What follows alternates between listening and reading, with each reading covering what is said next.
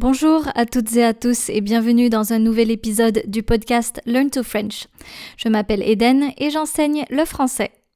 Hello and welcome to another episode on the Learn to French podcast. If you are new here, my name is Eden and I teach French. So recently we talked about the pronoun en in French and it was in one of my previous episodes. So today let's focus on the pronouns I and en, of course, and when to use them. So we are first going to take a look at the pronoun I, the letter Y. So I. But before I start, as usual, if you would like to read this lesson, make sure to click on the link in the show notes. This will lead you to my website, learntofrench.com, and the full article. So the pronoun I in French. Just like the pronoun en, we use the pronoun I to avoid repetition.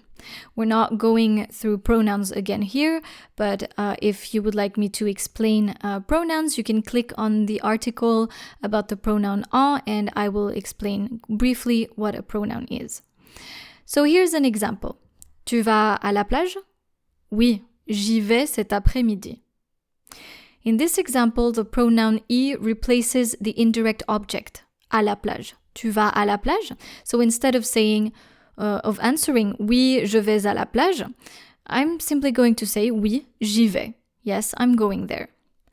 Unlike the pronoun en, I is used to replace an indirect object, which we call un COI, in French, COI, complément d'objet indirect. And how do you know if it's an indirect object?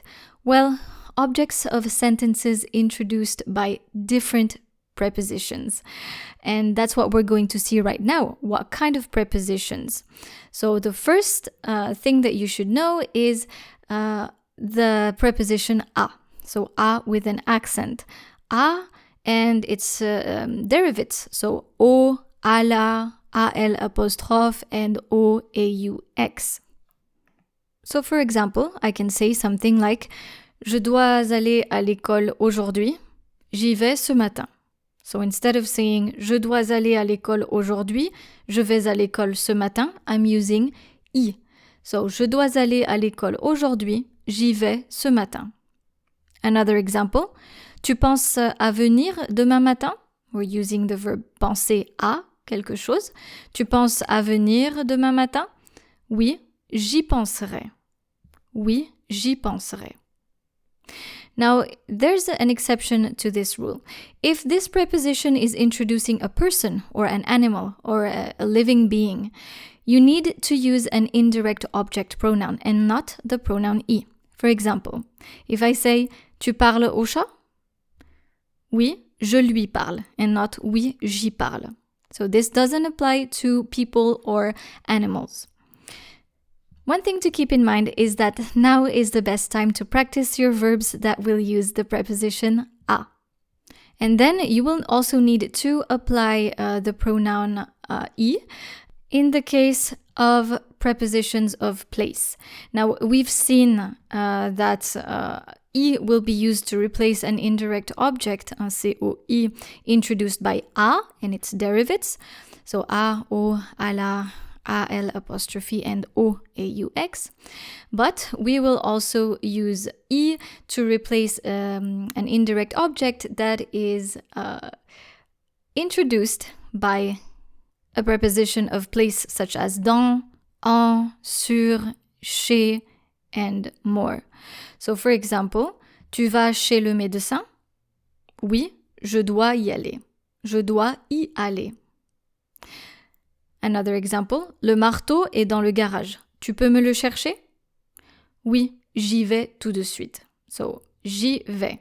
Instead of saying je vais dans le garage, you say j'y vais tout de suite. This applies to places. So the pronoun I and negation. Regarding negation, this is the pattern that you should have.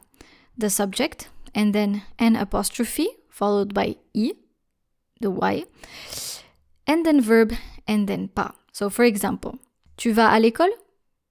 Non, je n'y vais pas.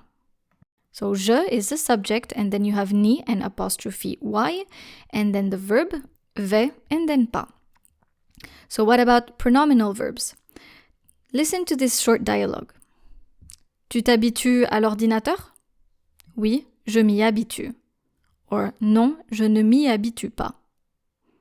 Let me repeat that. Tu t'habitues à l'ordinateur? Oui, je m'y habitue. Ou non, je ne m'y habitue pas. The pattern in this case would be for affirmative sentences. The subject, je. You have reflexive pronoun. Here in our example, it's the M apostrophe, but it can be T apostrophe or L apostrophe, all reflexive pronouns. And then you have the Y, the Y, and then verb. For negative sentences, you have the subject, and then ne, and then your reflexive pronoun and the letter Y. So this means that your reflexive pronoun and the letter Y are stuck together, just like with the pronoun en.